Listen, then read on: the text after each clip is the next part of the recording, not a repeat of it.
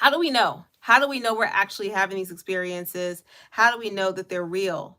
How do we know? So this comes from my experience. I first got into YouTube, meaning actually watching YouTube videos, because I was trying to understand my personal experiences.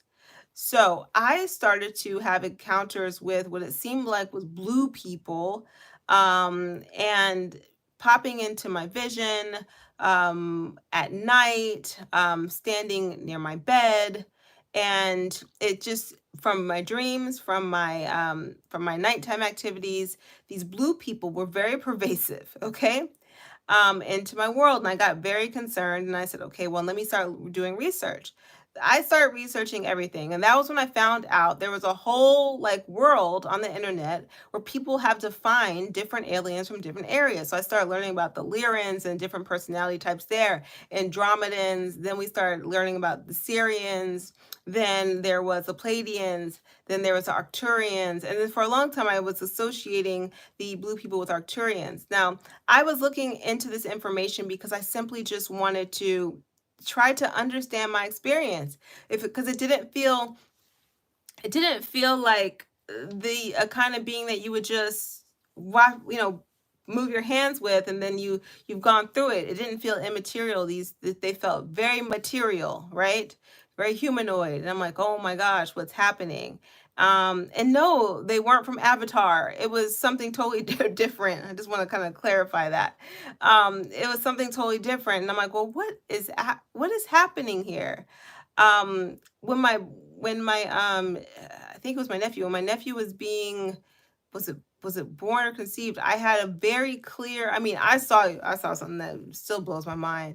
There was a being that came and showed me the whole process, right? Not conceiving, but actually coming into the world, showed me the whole process.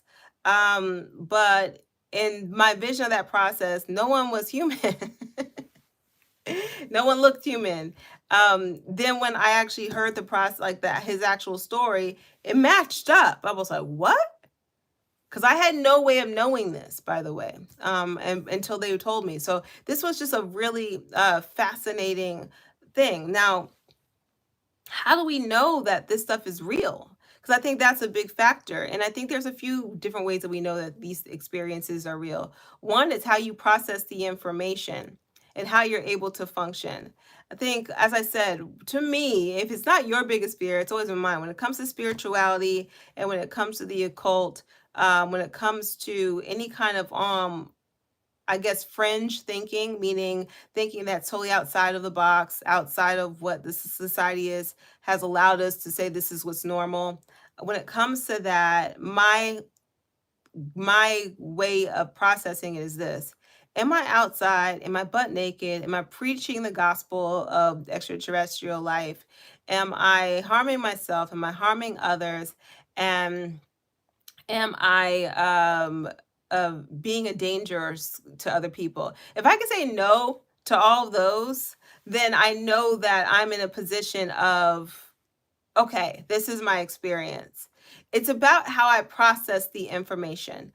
It's me acknowledging that I'm still learning and growing. Just so, in a way, when you're a child, everything is alien to you, right? You are learning new things. Every new experience is alien, but you don't say it's not a real experience just because you haven't had that experience before. You recognize it as being real. Well, to me as an adult, it's the same concept. If I'm having this experience, seeing more than I've seen before, having seeing colors and beings that I haven't seen before, I don't have to see it as something that's not real. I can recognize that this is me expanding my knowledge, and so therefore it's just about synthesizing the information in a healthy way, the same way that I was taught to do it as a child. You look at it, you learn it, you do some research, right? Because that's what you do as children, right? I hope, I know I did. I was trained to be a critical thinker. And so I would take in the information, I would look at it, see how it applied to my life, and then I would move forward with it. Well, it's the same concept with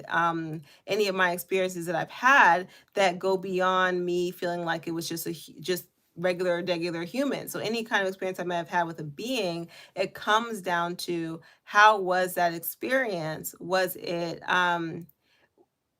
am I all right? Right? Am I able to synthesize it, and I'm able to go out there in the world?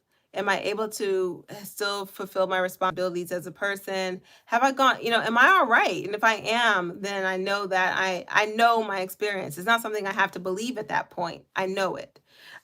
So for me, that was something really important. Now, here was the question that actually came forth. If you ask an astronomer, they'll say that we really don't know if alien abductions happen, right? And then, of course, if you ask an abductee or a channeler, they will say like, yeah, this happened. It was real. They're telling you a real experience. And I think that when you first have any kind of unusual experience, it's really hard because you really don't know who to tell.